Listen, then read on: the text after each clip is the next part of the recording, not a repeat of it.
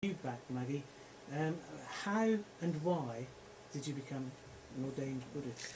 I started meditating when I was 19. I was already learning about psychology because I was doing a degree in psychology and philosophy, and I just love everything to do with mind, psyche, who are we, what are we, why are we here.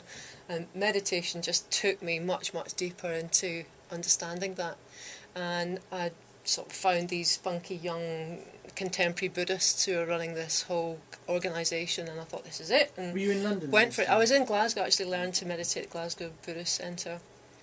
And then I just went straight for the kind of most lively centre, which was right in Bethnal Green in London, where they'd created a sort of like a village, an urban village with ethical businesses and community houses where we lived, and an old Victorian fire station that was converted into the Buddhist centre. And it was just so exciting. We were trying to kind of like create the new society based on ethical principles and what was day-to-day life like? I mean, fairly sort of simple in as much as, well, we'd get up, we'd meditate, we'd have breakfast, we'd go to work, but we'd spend our evenings, we didn't like socialise, go out drinking or watch television like I've just said, but we would come together, meditate, teach. When we became ordained, we would teach, go on retreats. We'd go off on retreats regularly as well into the countryside, which is, I think, where I developed my love of Devon and other places. So why am I now calling you a former ordained Buddhist? Because about 11 years ago, having moved to Devon, I met my now wonderful husband, Patrick Edgecombe, a good Cornish name. I just realised I'd already felt that it was too narrow for me, and I didn't want to just be teaching Buddhism to Buddhists. I want to be teaching the principles of kind of waking up and having a great life to everybody. And people were asking me to teach meditation. I just didn't want to do it as a Buddhist, and decided to resign my ordination because I was interested in all sorts of spirituality and all sorts of ways of doing that, and I wanted to be more accessible and more connected with all of that. So it just felt more honest, really, to say thank you very much, that was fantastic, that was a brilliant life, brilliant way to spend your 20s. But now, and by that time also, I was working out in the community as a community development manager, consultant. I was helping people set up ethical businesses and things, and I just wanted to connect with more wider people in ordinary situations. Was it Patrick that brought you to Devon? It wasn't actually. Well, you could say so, because he was doing a kind of his own version of meditation, magnetic meditation. One of the things that we teach now is a couple of meditation techniques that actually help you become more magnetic to whatever it is that you want to draw into your life. Oh, tell me more. Yeah, so he'd learnt this meditation before I met him, and he wanted to attract a wonderful relationship into his life.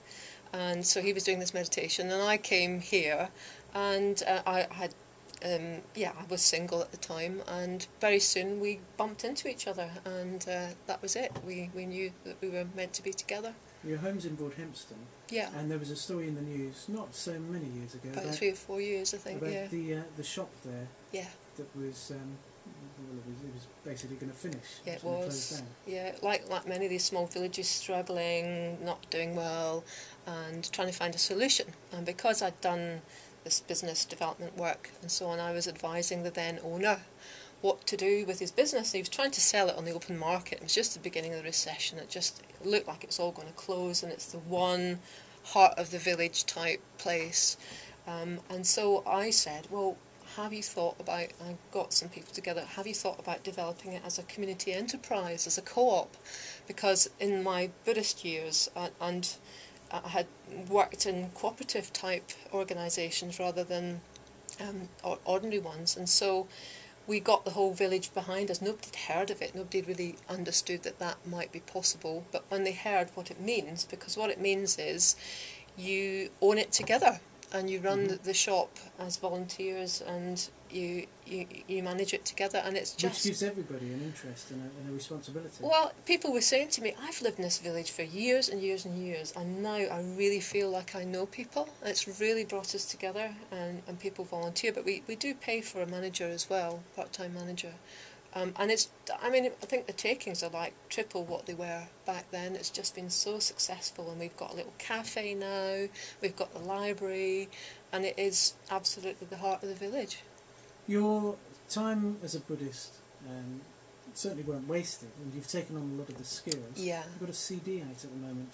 Yeah, I recorded a meditation CD last year and called Revelation, Finding Wisdom from Within, because one of the things I'm really interested in is helping people connect with their own source of inner wisdom, their own source of intuition. When do you trust your intuition, when not? And a lot of us are very sort of busy, and a lot of us don't like to meditate or think we can meditate. So I wanted to make a really easy, user-friendly, relaxing, no-brainer, stick it in the machine and it's all done for you. Do you think meditation. you might be able to find Paul's inner wisdom before the end of the show? He's got it. There's only 15 minutes of the show left, I think, isn't there? I'm sure he's got it, yeah. So, I caught at the beginning of the programme, I introduced you as a life and business coach. Yes. Spiritual coach. The word coach, to a lot of people, conjures up Americanism.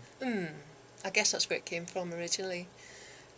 Yeah, and you know, it's one of these things, what do you call yourself? Because I was kind of doing what I was doing and calling myself a consultant or a development consultant, because I work with individuals psychologically, because I've worked with businesses, and because I work spiritually with meditation. Didn't know what to call myself, and somebody just said, oh, you sound like you might be a coach. And I said, oh, that sounds all right. And I went and trained and got the actual coach training so that I had those skills. Who do I coach? Oh, who would come to you? I mean, a lot of people come to Totnes, near where I live, and they've got dreams, they've got entrepreneurial dreams, they've got kind of, I don't know, idealistic dreams. And originally when we first sort of set up, we were very much coaching people who maybe they wanted to set up a therapy business or something like that, but they didn't feel like they had the business skills to do that. So we ran a course. I'm saying we because when I first met Pat, my husband, we fused all our skills together and set up a coaching practice called Thrivecraft. So it's Thrivecraft, the craft of thriving, and originally that's what we were doing. So yeah, often it's people like that, or musicians. I've got a great story about a musician who came on one of our weekend retreats, one of our weekend workshops, and I was teaching him some of these magnetic attraction techniques. And one of the things he kind of put out for, as it were, was to have his stuff recorded. A really lovely young drummer. I hope he doesn't mind me saying his name. He's called Jake, and his band's called Electric Spank. I don't know if you've come across them. They're based up in Crediton. And so he put this into his meditation. Jake, I hope you forgive me for naming you. And at the end of the workshop, the guy who I'd got on board to film the workshop actually approached him and said, I'd really love to film you and help you with your thing.